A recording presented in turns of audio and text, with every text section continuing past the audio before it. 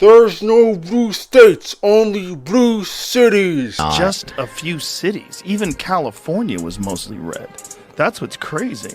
We had Look at that. That's crazy. interesting. That's crazy. There's no blue states, just blue cities. That is a common saying that I quite hear a lot, mainly from conservatives, that quite grind my ears when I hear it. They throw that saying loosely out there, just like people refer to themselves as being Christian. Now, looking at this map, it is quite easy to be like, damn, conservatives are not really doing that bad. But what if I told you that that map right here is quite disingenuous, misleading? And then you might think, Bart, show the population density map. Now it makes a little more sense why the more people there are in a particular area, the bluer the state is. Now we can end that video right there, but let me give you a little more context behind the terms red state and blue state. Now we gotta go back in time all the way to the 20th century. Back then, the Democrats and Republicans, they had a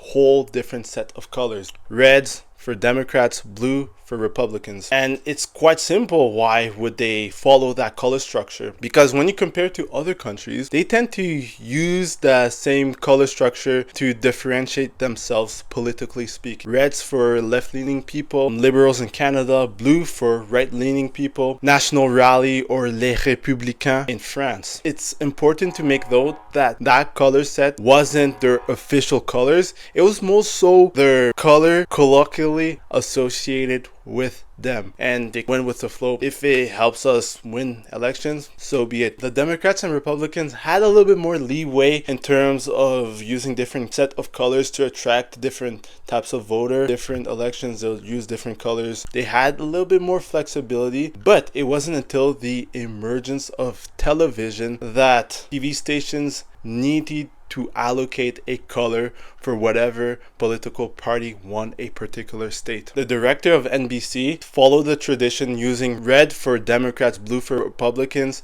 to follow the same tradition as every other country have done. That move right there brought a lot of success, and other TV stations started to copy that move, but with their own twist. They switched up colors to have that last say. They want to be the one saying like, we're the top dog. Assumably, it was a bit confusing for a lot of voters at the time, but from the information that I found out, not many people were complaining about it. They quite could understand that Democrats or Republican won a particular state regardless of the color. Now come to the year 2000. 31st of December 1999. The whole world, it seemed, turned out to greet a new century and a new millennium. That year was particularly remembered for the US presidential election. George W. Bush was contending against Democratic candidate Al Gore. That election was highly a close race. It was so close that one state,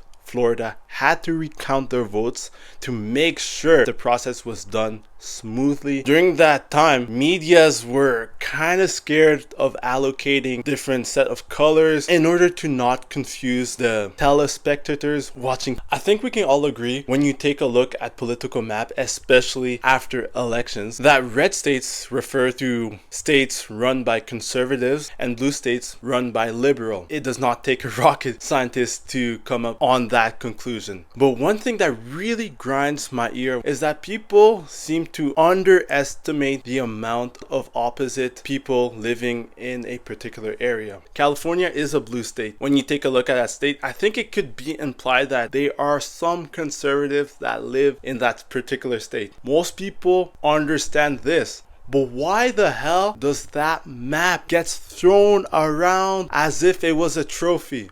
I think I know why. It's because deep down, the Republicans know that proportionately speaking, let me repeat, proportionately speaking, they are losing the amount of shares in the votes, and people are starting to lose interest in them. They need to kind of cheat their way out. They need to flex their superiority, keep an outdated system, the electoral college, instead of relying on popular vote like other countries use. And also worth notably, gerrymandering is their favorite practice. We need to show the truth. We need to show them them that were strong. Technically speaking, there's no blue states, there's only blue cities. Our party, we the people, we run America, we're the true Americans. If you really want to be more accurate in this situation, I think this map, this purple map, best represents this situation. Because through the United States, you're always going to have some people that have opposing views than you, and just saying that red states for them, blue states for them, it's kind of disingenuous. When we're looking at a state level map based on who has won, I think most people can imply that there was different people that voted differently, but they just so happen to lose. Since conservatives really want to be technical and want to flex their superiority, this map quite best represents the truthfulness in this situation. This discussion is a good conversation for Easter. Easter is coming up soon. Offer this to your drunk uncle or your drunk dad. Without further ado, thanks for watching.